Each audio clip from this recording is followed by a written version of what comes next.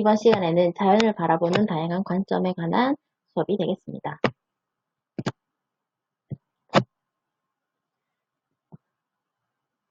자연을 바라보는 관점에서는 가장 크게 우리가 두 가지로 살펴보면 인간 중심주의 관점과 생태 중심주의 관점으로 나눠서 살펴볼 수가 있어요. 이 사상의 이름에서 볼 수 있듯이 인간 중심주의는 인간이 가장 중심이 된다라는 입장이고, 생태 중심주의는 인간이 가장 중심이 아니라 인간이 들어있는 자연을 중심으로 해줘야 된다라는 사상이 되겠습니다. 첫 번째로 볼 거는 인간 중심주의와 생태 중심주의가 가지고 있는 의미예요. 인간 중심주의에서는 인간이 가장 중요하기 때문에 인간이 가장 중요하고 가장 가치가 있다라고 봅니다. 반면에 생태 중심주의에서는 생태 중심주의가 강조를 하는 건 자연 또는 생태계의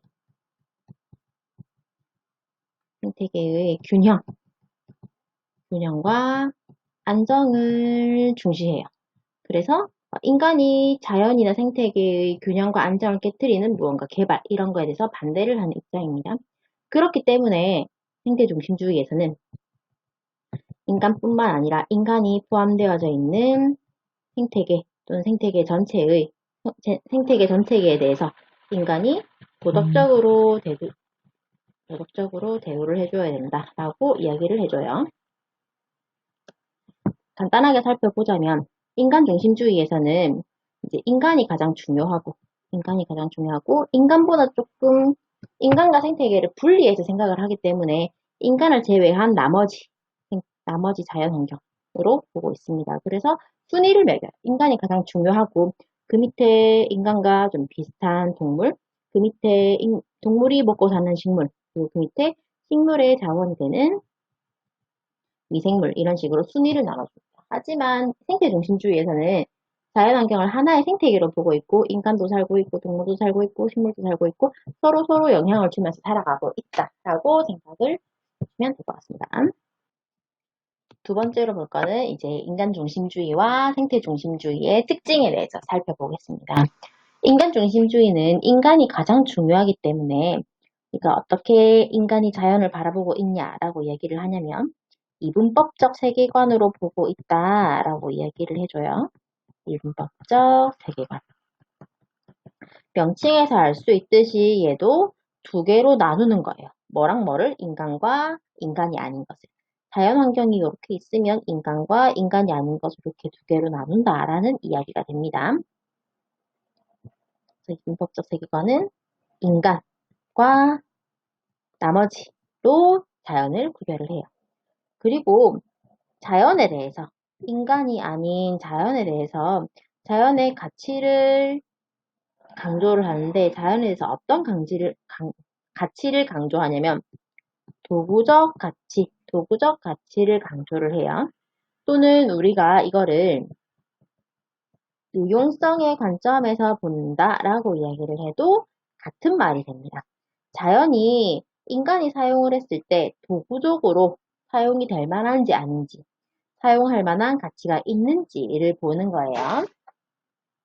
그에 반해서 생태 중심주의는 어떤 관점으로 자연을 바라보냐면 전일적 관점으로 자연을 바라봅니다. 전일적이라는 말이 전체적으로 하나다라는 말이에요. 그래서 자연환경이 있으면 인간도 동물도 식물도 또는 미생물도 다 같은 자연환경에 있다라고 우리는 전부 다 하나다라고 보는 관점이 됩니다. 두 번째로 그러면 인간은 자연에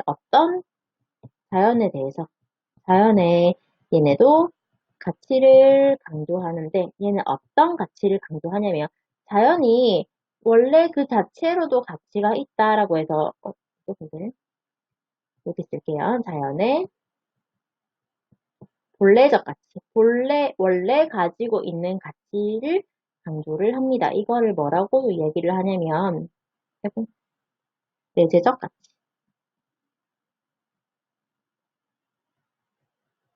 내재적 가치라는 이야기가 나와도 생태중심주의다라고 봐주면 될 것 같아요. 내재적 가치는 안쪽에 존재하고 있는 가치다라는 말입니다. 그래서 자연환경이 인간에게 유용성을 가지지 않다고 해서 가치가 없는 게 아니다라는 말이 되겠어요. 세 번째로 볼 거는 인간중심주의와 생태중심주의의 한계에 대해서 보겠습니다. 인간중심주의는 사람들이 개발을 하는 데 있어서 가장 큰 힘을 실어줬어요. 그런데 인간이 자연환경에 대해서 할 수 있으면 개발을 다 하는 입장이기 때문에 얘는 자연이 가지고 있는 자원들을 전부 다 써서 없앨 수 있겠죠. 자원 고갈에 문제가 생길 수도 있고. 그리고 생태계를 함부로 사용을 하기 때문에 생태계에 대해서 위기가 생길 수도 있습니다. 위기라고 써놓을게요. 그리고 당연히 자연 환경이 오염되거나 파괴되는 문제를 야기할 수 있습니다. 그에 반해서 생태중심주의는 자연 그대로가 굉장히 가치 있기 때문에 인간이 자연을 함부로 건들면 안 된다라는 입장입니다. 그래서 이거는 그냥 들었을 때 굉장히 좋게 생각을 할 수 있겠죠. 그런데 얘네가 생태중심주의가 좀 극단적으로 가게 되면 인간이 자연환경을 아무것도 이용하면 안 된다라고 이야기가 될 수도 있는 거예요. 그래서 사람이 고기를 먹고 자연환경을 파괴해서 고기를 먹고 동물들을 가두어서 뭐 생체 실험을 하고 이런 거 전부를 반대를 합니다. 왜냐하면 환경이 더 중요하기 때문에 인간 개개인이 사사로운 감정이나 사사로운 이익으로 자연환경을 이용을 하는 걸 반대를 하기 때문에 얘네 현대중심주의에 있어서는 우리가 무엇을 조심해야 되냐면 환경 파시즘이라고 얘기를 해요. 환경 파시즘적인 관점을 가지지 않도록 주의해야 된다라는 이야기가 됩니다. 파시즘이라는 건 전체주의라는 뜻입니다. 자연환경이 전체적으로 인간보다 큰 가치를 가지기 때문에 얘네 자연환경을 함부로 만지면 건들면 안 된다라는 입장이 되겠습니다. 자, 다음으로는 인간 중심주의와 생태 중심주의를 주장했던 사상가에 관해서 이야기를 해보겠습니다. 그러니까 첫 번째로 볼 사상가는 인간 중심주의를 주장했던 아리스토텔레스예요. 아리스토텔레스. 이 사람은 뭐라고 얘기를 했으냐면은 식물은 동물을 위해서 존재하고 동물은 인간을 위해서 존재한다라는 주장을 펼쳤습니다. 이 사람이 가졌던 자연관은 목적론적 자연관, 도구적 자연관이라고 할 수 있어요. 인간 중심주의 사상과 일치하죠. 그래서 우리가 아리스토텔레스를 찾을 때에는 어떤 키워드를 보면 되냐면 식물은 동물을 위해서 존재하고 동물은 인간을 위해서 존재한다. 이런 내용의 편지가 또는 보기가 나오게 되면 이 사람은 아리스토텔레스구나 라고 생각해주면 됩니다. 두 번째로 볼 사람은 베이컨이에요. 베이컨은 우리가 아는 것이 힘이다 라는 내용으로 알고 있는 친구들도 아마 있을 겁니다. 프란시스 베이컨은 아는 것이 힘이다 라고 해서 자연과학적인 지식의 유용성을 강조했던 사람이고요. 그리고 방황하고 있는 자연을 사냥해서 노예로 만들어 인간의 이익에 봉사하게 해야 한다. 과학자의 목적은 고문을 해서라도 자연의 비밀을 밝혀내는 것이다. 이런 말이 나오면 이거는 베이컨이 했던 이야기구나 라고 생각할 수 있습니다.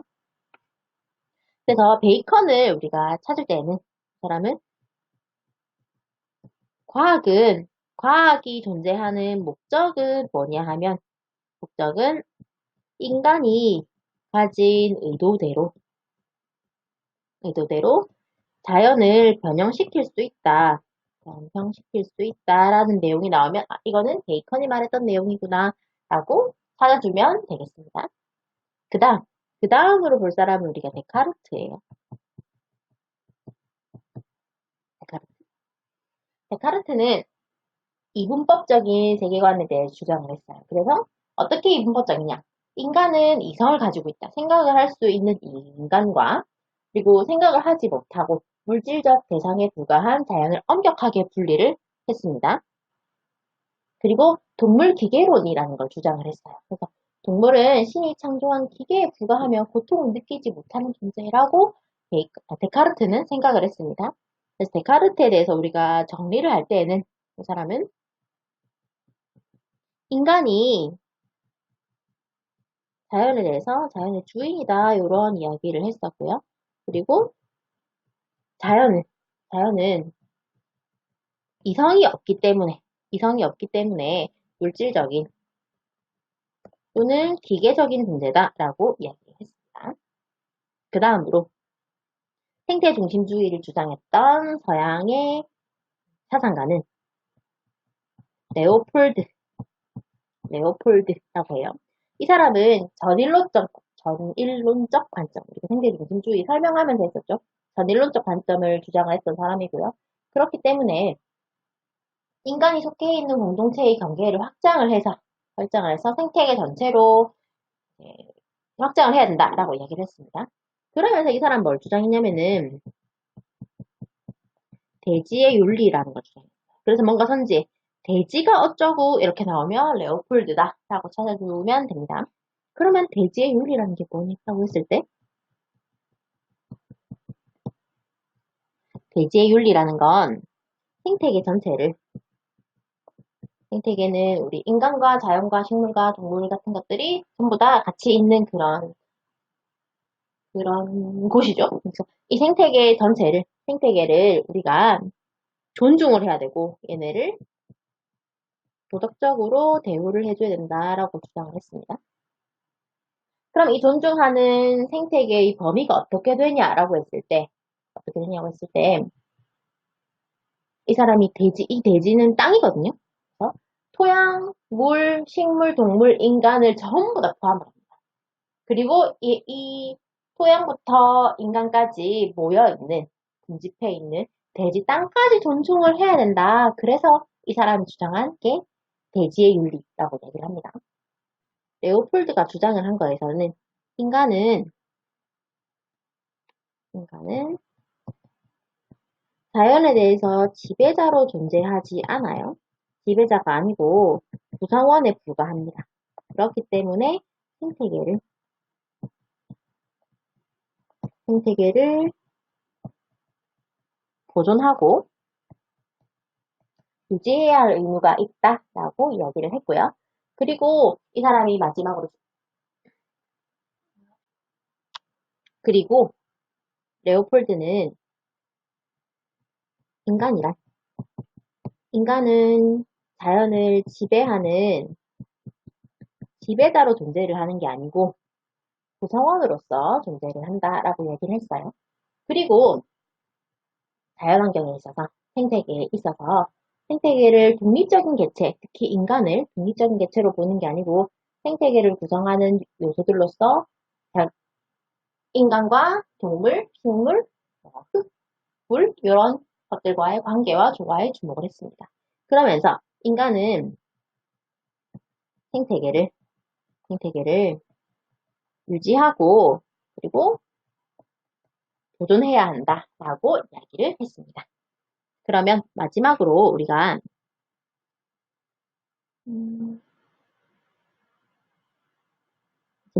키워드를 정리를 한번 해볼게요. 자, 우리가 오늘 한 거는 인간 중심주의와 생태 중심주의입니다. 그래서 인간 중심주의는 인간이 가장 중요하다. 생태 중심주의는 생태계가 중요하다라는 입장이었어요. 그리고 인간 중심주의에서는 인간이 가장 중요하고 가치로운 존재다. 생태 중심주의에서는 자연과 생태계의 균형과 안정을 중요시한다. 그래서 생태계를 도덕적으로 대우해줘야 된다. 도덕적인 대우라는 말이 나오면 생태주의였습니다. 그리고 관점과 세계관에 대해서 그리고 자연을 어떻게 보느냐 가치를 보는 거에 대해서 보면은 인간 중심주의는 이분법적 세계관이에요. 그래서 인간과 인간이 아닌 나머지로 구별을 했고요. 그리고 자연에 대해서 도구적인 가치를 중요시했습니다. 그래서 자연의 유용성을 따져본다고 했어요.